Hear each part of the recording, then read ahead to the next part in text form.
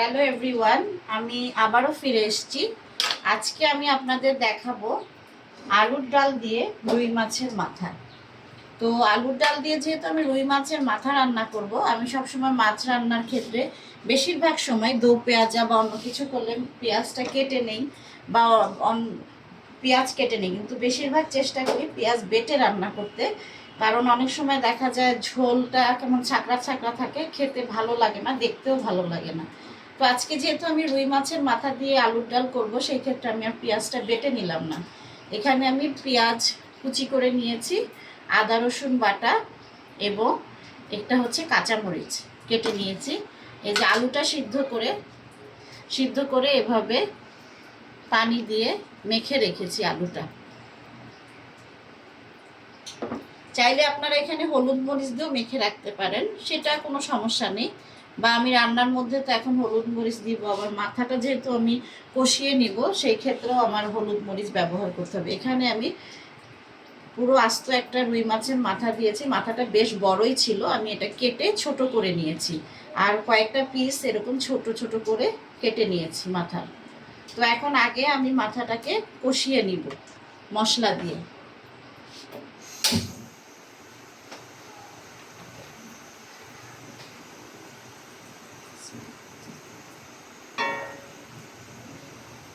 যেহেতু মাথাটা আমি কষাবো, আমি সামান্য একটু তেলটা বেশি দিলাম।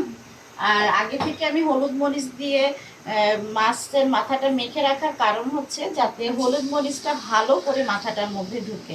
যেহেতু আমি আলুর ডাল রান্না করবো, এখানে পেঁয়াজ বেশি দেওয়ার কোনো প্রয়োজনই নেই, সেই জন্য আমি এখানে কাটা পেঁয়াজ, সামান্য পরিমাণ কাটা পেঁয়াজ দিয়ে নিলাম।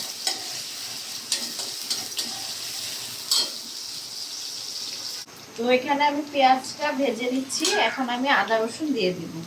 বেশি দিতে হবে না, সামান্য পরিমাণে আদা রসুন দিলেই হবে, যাতে মাছের গন্ধটা ওরকম না লাগে। আমি সব মাছেই অল্প অল্প আদা রসুন দিয়েছি।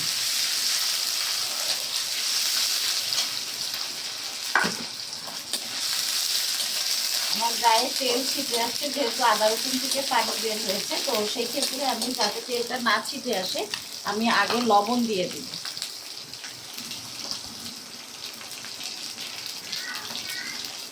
পরিমাণ মতো লবণ দিবেন, যাতে বেশি লবণ না হয়ে যায়, কারণ আমি মাছের মাথার মধ্যে যথেষ্ট পরিমাণে লবণ দিয়েছি। তো এখন এটা আমি ভালো মতো ভেজে নিয়ে আগে কালারটা, সবসময় মনে রাখবেন রান্না যখন করবেন মরিচটা আগে দিবেন, তাহলে দেখবেন তরকারির কালারটা খুব সুন্দর আসে। তো আমি আমার পরিমাণ মতো, আমরা যতটুকু ঝাল খাই সেই পরিমাণ মতো আমি মরিচ দিয়ে নিলাম। মরিচটা দেওয়ার পর যেহেতু ঝাঁঝ বের হচ্ছে, আমি একটু পানি আগে দিয়ে দেব।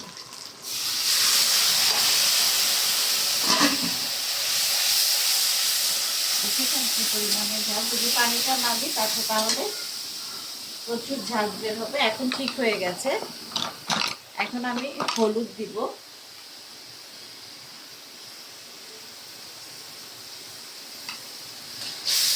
মাছের মাথা দিয়ে আলুর ডাল, এগুলো একটু চড়া ঝাল হলে ভালো লাগে। যেহেতু আমার বাসায় ঝাল কম খায়, আমি অত ঝাল দিতে পারছি না, কিন্তু সব ময় মশলাই দিচ্ছি এখানে। হলুদ দিয়েছি, এখন আমি একটু মেথি গুঁড়া দিব।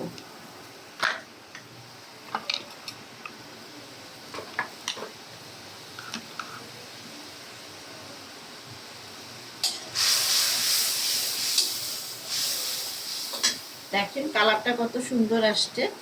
যদি জিরা বাটা থাকে বা জিরা গুঁড়া থাকলেও সমস্যা নেই, অল্প পরিমাণে জিরা গুঁড়াও দিয়ে দিবেন, তাহলে ফ্লেভারটাও সুন্দর আসবে আর খেতে খুবই টেস্ট হবে।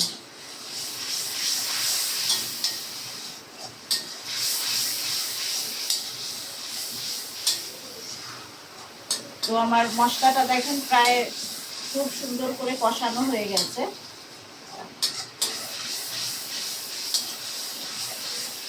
যেহেতু আমি মাছের মাথা রান্না করব, সেই ক্ষেত্রে আমি এখানে একটু তেজপাতা দিব। আলুর ডালের সাথে একটু তেজপাতা দিলে বা একটু ময় মশলা দিলে সেটা আর কি খুবই খেতে টেস্ট হয়।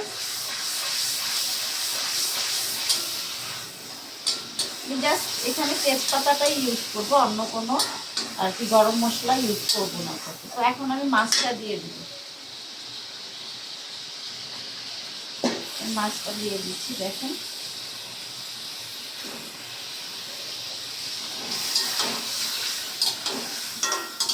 সুন্দর করে নেড়ে চেড়ে মাছটাকে আমি ঢেকে দিব।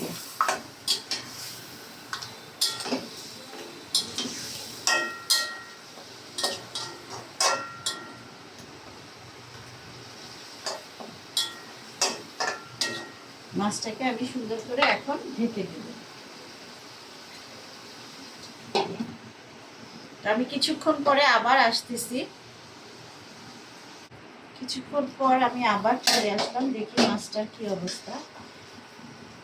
হালকা করে মাছটা প্রায় আর কি সিদ্ধ হয়ে আসছে। এখন যদি আমি বেশি জোরে নাড়াচাড়া করি তাহলে মাছটা ভেঙে যাবে। তো আস্তে আস্তে করে মাছটা নেড়ে দিতে হবে। এবং মাথাটা আমি মাঝখানে দিয়েছি সিদ্ধটা হওয়ার জন্য এবং মশলাটা ঢোকার জন্য।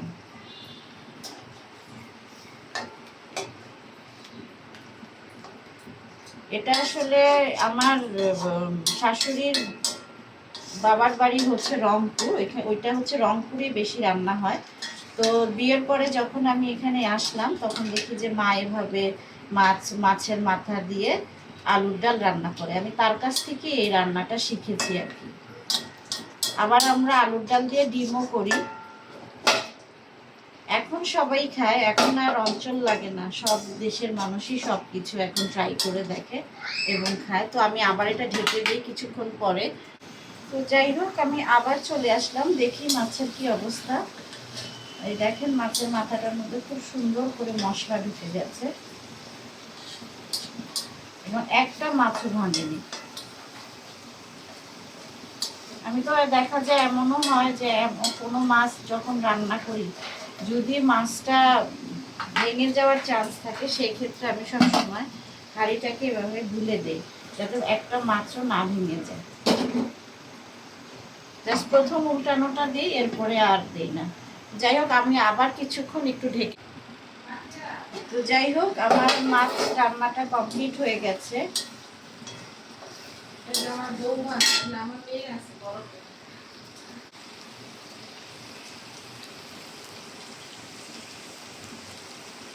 তো যাই হোক আমার মাছ রান্নাটা হয়ে গেছে, খুবই সুন্দর হয়েছে এবং একটা মাছও ভাঙেনি আলহামদুলিল্লাহ। এখন আমি আস্তে আস্তে আলুর ডালটা ঢেলে দিব। দেখেন আমি এখানে আলুর ডালের মধ্যে একটু মরিচের গুঁড়া একটু হলুদ দিয়ে মেখে রেখেছি যাতে আলুর কালারটাও সুন্দর আসে। তো দেখা যাবে যে আলুটা আমি যেহেতু পরে দিয়েছি এটার সাথে মশলাটা নাও আর কি মিশতে পারে, তো সেই জন্য আমি একটু মশলা দিয়ে মেখে রেখেছি। এবং এটা আমি বিসমিল্লাহির রহমানির রহিম এটা আমি আস্তে আস্তে ঢেলে দিলাম। যারা এটা এই রেসিপিটা খাননি তারা বাসায় ট্রাই করে দেখবেন, আলহামদুলিল্লাহ অনেক ভালো লাগবে। এইটা হলে আমার মনে হয় না বাসায় আর তরকারির প্রয়োজন হয়, অন্য কোনো কিছু লাগে, একটা তরকারি দিয়ে ভাত খাওয়া হয়ে যায়। তো দেখেন আস্তে আস্তে দেখেছেন রংটা।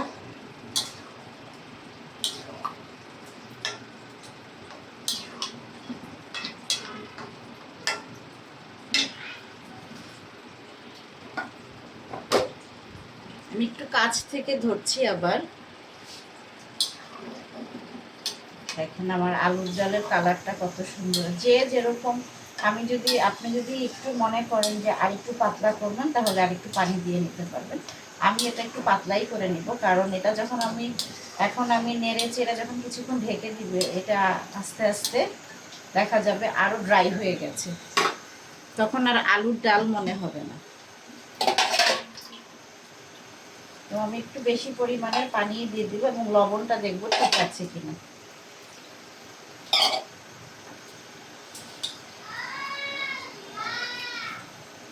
দেখুন আমি আলুটা সিদ্ধ করেই নিয়েছি, তারপরেও যেহেতু মশলা দিয়েছি মশলারও একটা স্মেল আছে, তো মশলার স্মেলটা যাতে আর কি সুঘ্রাণ আসে সেই দিকটাও আপনাদের খেয়াল রাখতে হবে। তো আমি আগে একটু লবণটা দেখে নিই ঠিক আছে কিনা। আমি আরেকটু লবণ দিয়ে দিই, কি আমরা যে পরিমাণ লবণ খাই সেই পরিমাণ অনুযায়ী আর একটু লবণ দিয়ে দিব। আপনারা যদি রান্না ট্রাই করে থাকেন এটা অবশ্যই যার যার পরিমাণ মতো লবণ দিয়ে নেবেন। খুব সুন্দর একটা স্মেল আসতেছে।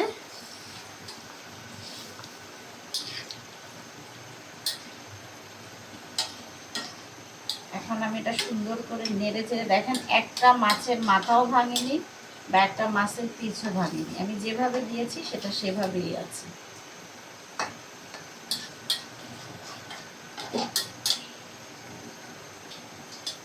আমি এখন ঢেকে দিই, কিছুক্ষণ পরে আমি দেখব যেটার। তো যাই হোক, দেখি যে আমার আলুর ডালটা কেমন হয়েছে। দেখেন একেবারে পারফেক্ট হয়েছে। যেহেতু আলুর ডাল বলেছি, ডালের মতোই পাতলা হয়েছে এবং এটা নামানোর পরে আরেকটু আর কি শুকিয়ে যাবে।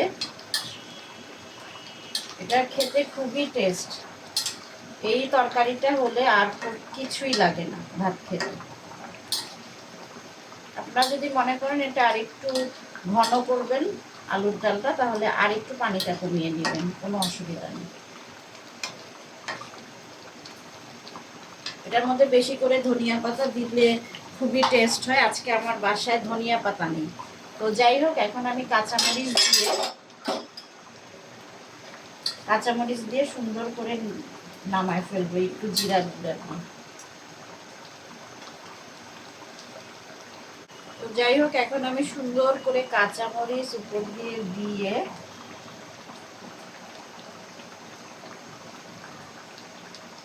একটু জিরার গুঁড়া দিয়ে নামায় ফেলবো।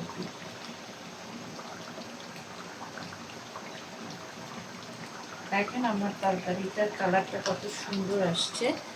এখন আমি এটা ঢেকে দিব, ঢেকে দিয়ে কিছুক্ষণ ঢেকেই রাখবো যাতে তরকারির সুঘ্রাণটা থাকে।